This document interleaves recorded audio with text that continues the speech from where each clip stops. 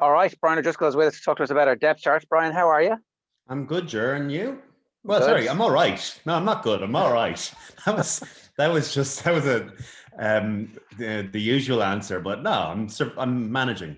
Yeah, it's like zero crack this time. In summertime, it was like, oh, we're all in this together, but it's not now. There's nothing. There's no redeeming features to this lockdown. Nothing whatsoever.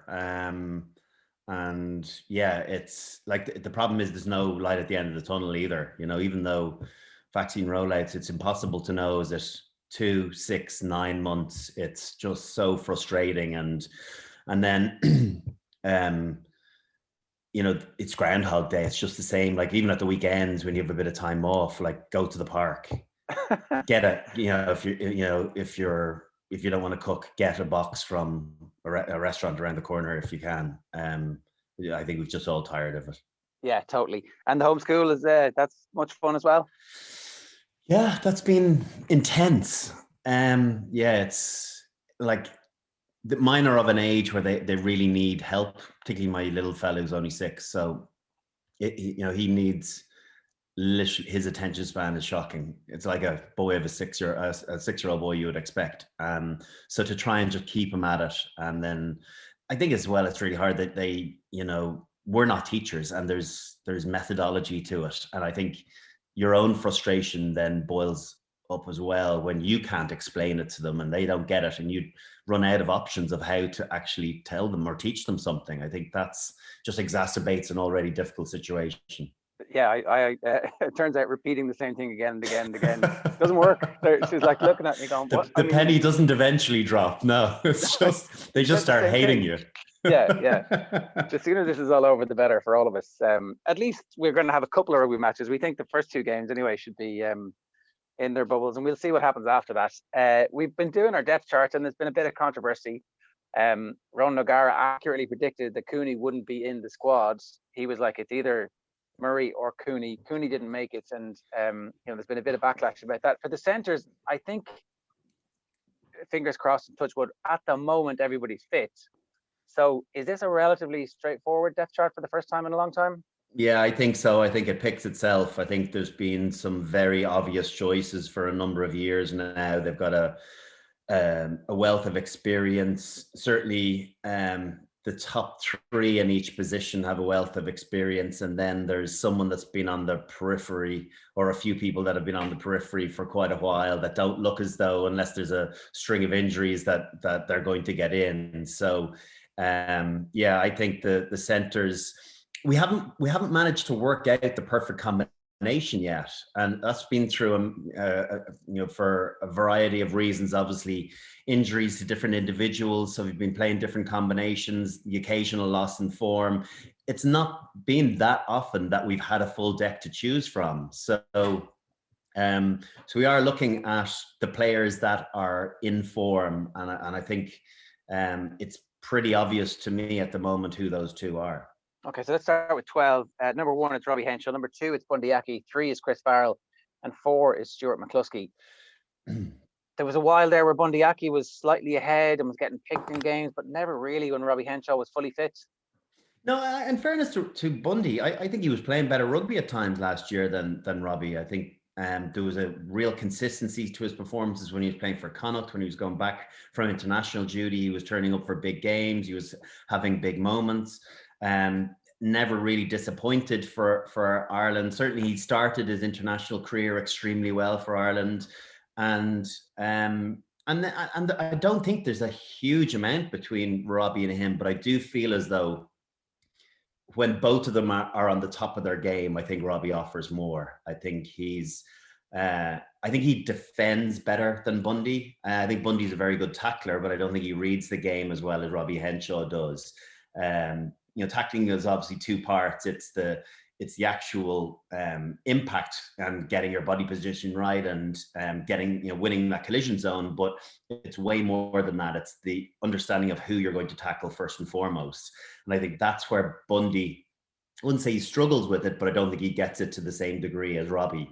Robbie's ability to be able to see the short runner and understand via the body language of the ball player as to whether it's going to hit the short runner or player out the back, and his ability to read off a fraction earlier supersedes Bundy's ability to do that. And then if you look at both of their attacking game, not overly dissimilar.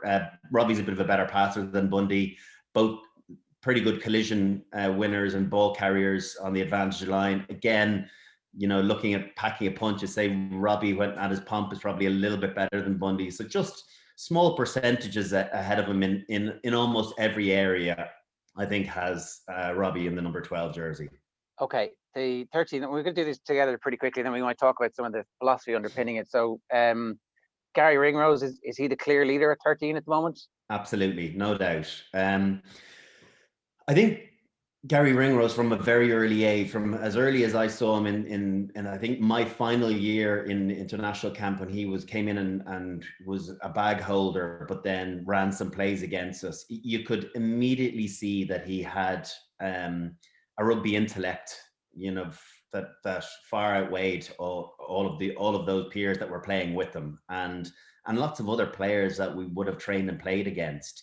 He understood angles of running. He understood, timing of when to hit a pass, when to drift on a pass.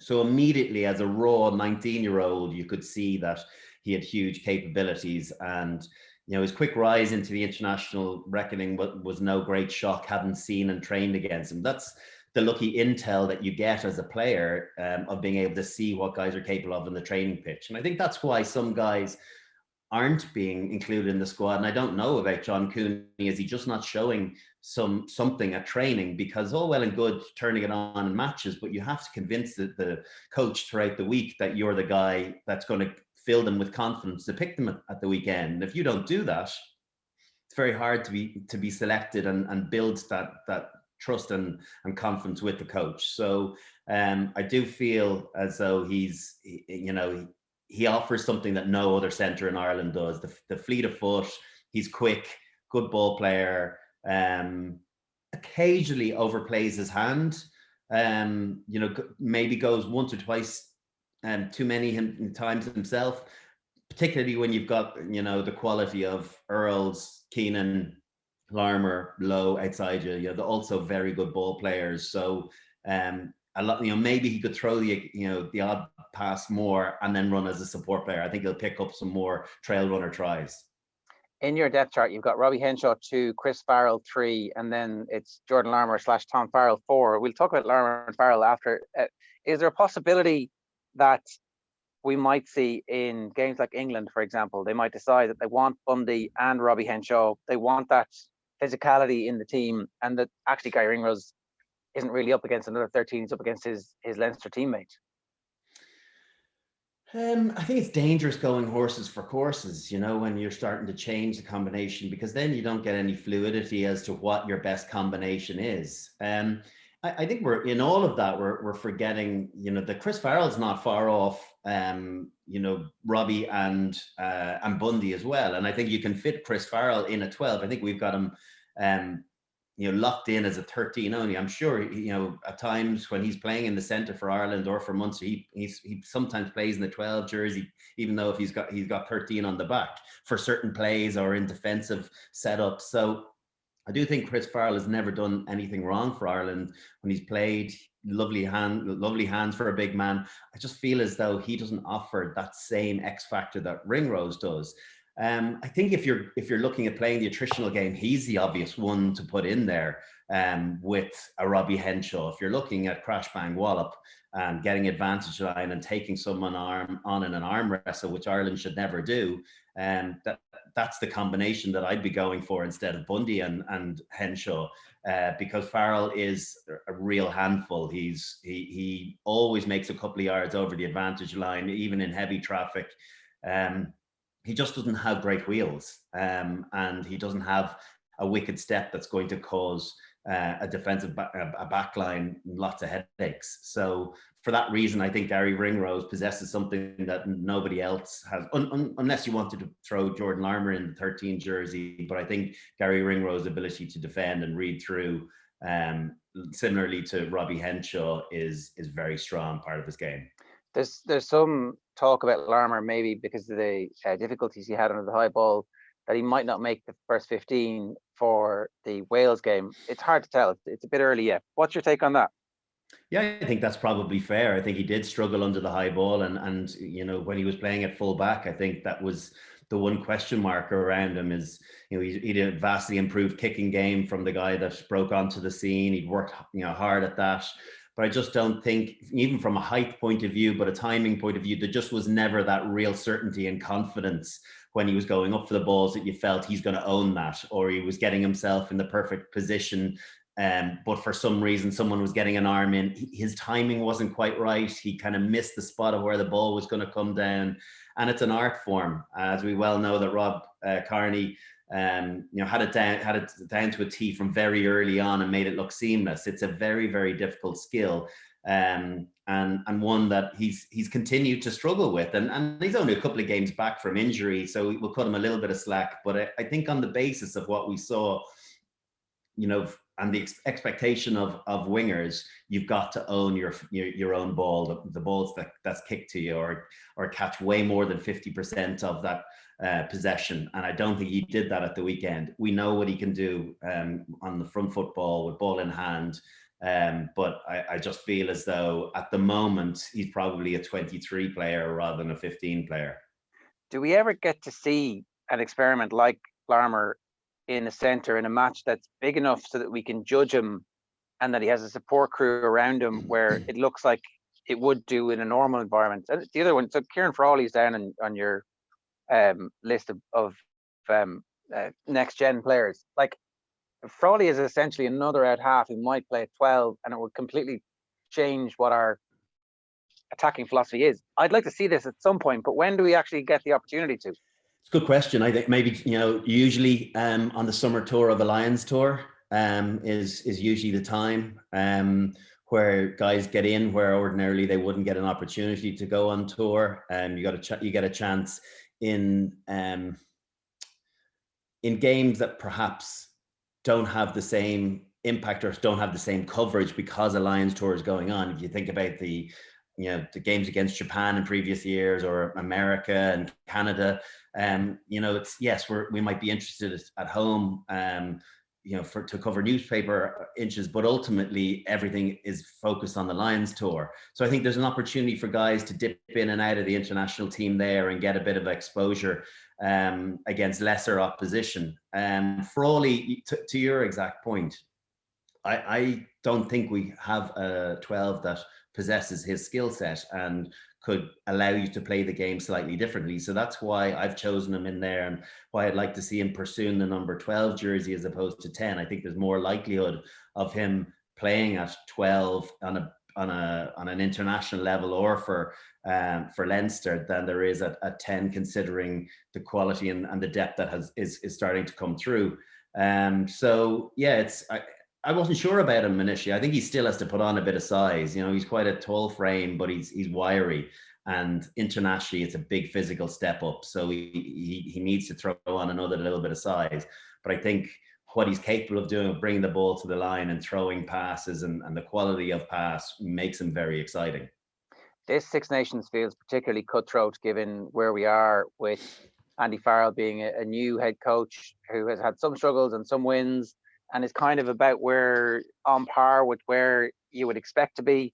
But at the same time, you know, does he have the job for the long haul? We're not entirely sure about that just yet. So if this goes pear-shaped, then all of a sudden the pressure ratchets up. So he's not going to be sticking in a match where we've got Kieran Frawley at 12 and Jordan Larmour at 13. That in the Six Nations here, it's like, no, give me Gary Ringrose and Robbie Henshaw all day long, right? Yeah, correct. He's. You can look at the squad that he's picked for the first game. You know, there's very few bolters in there. He's brought in a small injection of youth, but for the most part, he's gone with the tried and tested. I think he feels, you know, there was a lot of pressure on that Scottish game at the end in the November internationals. To remember that after a really disappointing performance against England, and then another one in victory against Georgia, you know, that was a vital win. And it wasn't a perfect performance. There was aspects that were good, but I think he definitely feels he's definitely result focused as well as development focused. I wouldn't say anyone's sharpening knives yet, but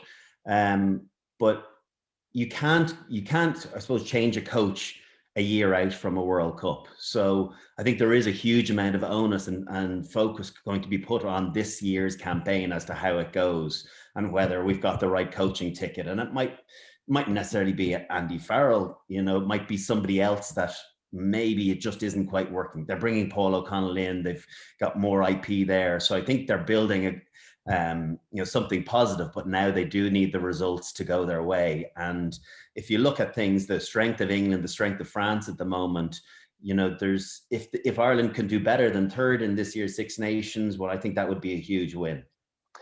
In terms of the younger players there, so what's the story with Tom Farrell, James Hume and Tommy O'Brien? Why are they on the fringes of a list like this? Because they're still, I think talent-wise, they're still behind the other guys. They are. That's the reality. And Tom Farrell, I played and trained with him a little bit at Leinster. He was a nice player, a little bit injury prone maybe back then, but hugely impressed with his ability to be able to move on from Leinster and find a place for him, find a home and become an important player for Connacht last year. Again, he's been a little bit unfortunate with injury this year. Similarly, over there, Tom Daly, another guy that picked up some injuries in the academy in Leinster, but has gone well for Connacht. But I do feel if you're looking at, at top class operators, they're on the rung below the likes of Henshaw and Ringrose and Farrell, and Larmour. That's the reality of it. But I think the gulf is less substantial than perhaps we felt it might have been. I think they'd come in and do a relatively good job for you. I haven't seen enough of James Hume to fully know what he's capable of. I did like the little bit of aggro that he had in the Toulouse game. I think he was just got a little bit narky with someone, little shoulder drop walking by someone. I think that's always nice to see in a young lad, that he's not afraid to kind of throw his size around. He's a big unit, he's 100 kg, 6'2". I just don't know whether he's got the all-round game to make it at an international level. So I'm interested to watch more of him at European level, although I see Luke Marshall's back now in the mix, back from a long-term injury. So it'll be interesting to see who plays in the first choice centre partnership for Ulster. And Tommy O'Brien? Tommy O'Brien and Jimmy O'Brien. Jimmy O'Brien's played a couple of times for Leinster in the centre as well. Tommy O'Brien's played very well the few times that he's been given a start. Jimmy probably, looks as though he's a better footballer. So whether, he's not being typecast only as a fullback. I think he's played on the wing. He's played at 13. I think both of them look like nice players. And I'd love to see Jimmy being given an opportunity at 13. We saw Ross Byrne playing there against Ulster a couple of weeks ago and actually did quite well. Maybe it would have been a great opportunity. I know that they had a string of injuries, Leinster. It would have been lovely to have seen Jimmy O'Brien in that 13 jersey to see what he's capable of. He's got an offload game. He doesn't like dying with the ball. He's elusive. So, we should adapt the French approach where we can play multiple positions and don't just hone in on one, provided you don't become that utility back that ultimately only ever becomes a 23-man squad player rather than nailing down a starting berth. Yeah, the ability to play anywhere, but actually get a run at it at some point. It's your best players on the park as well, Jerry. And that's the question about Larmour. If you're very attacking you've attacking mindset and attacking orientated. Do you look at trying to find, if a Gary Ringrose is injured, do you look at finding a spot for Jordan Larmour at 13 if you've got a fully stacked back three? I think that's where there is capabilities. Larmour played 13 for Ireland against England in the Grand Slam game over in Twickenham a few years ago. He came off the bench and played for 10 or 15 minutes. Got caught once on defense. It's an art form to be able to learn to read those situations at 13 as well, and that's where Ringrose has really nailed down his spot. But I do feel as though he's more of a bolter in that position because I don't think he has the same vision as some of the other lads. One last question then, in terms of what you expect from your centre partnership. Like the Mike Catt team hasn't yet fully revealed itself, like what we will be when his vision as a creative force is brought to bear fully on that. So what do you expect to see? What kind of progress can we look for from our centre partnership, and just how they interact with the rest of the team? Obviously, it doesn't have to focus too much on the centres, but what should we be looking for? Well, I think it's very dependent on what the game plan looks like and how focused you are on launch plays or on setup plays. I'm intrigued to see what the evolution of the November game plan looks like in Six Nations. I'd imagine it's not going to be vastly different. I think they're a small bit caught up in going down too many blindsides at the moment, and they're running into heavy traffic. I would prefer to see Ireland trying to go the same way and try and stretch opposition around the corner. And I think that's where the centres, particularly the likes of Ringrose, will get someone on an edge, just get someone on an outside shoulder and get an offload. And you're not talking about huge, big line breaks here and many of them. You're talking about one or two in a game where you get your hands free and someone runs a great support line and all of a sudden that's a try. That's the difference between winning in the really tight Six Nations games. It's not a multitude of 100 yards of line breaks and tearing teams up. That happens once in a blue moon, maybe against Italy, maybe against one of the poorer teams. Against better opposition, you don't get that free rein. So I'd like to see Ireland, rather than just using their centres as battering rams, I'd love to see the elusiveness of what they can do. All of them can be ball players. All of them are skillful. All of them can offload, push the pass a little bit more and have players running those short lines off them. Because, they're big, collision winners, Farrell, Henshaw, Bundy, capable of throwing those 50-50s. We've seen the success with Leinster. Throw the pass, because that's what we're going to need to actually beat the likes of England and France, rather than playing 20-25 phases and beating ourselves up. Yeah, good stuff, Brian. Thanks a million. Cheers. Cheers, sure.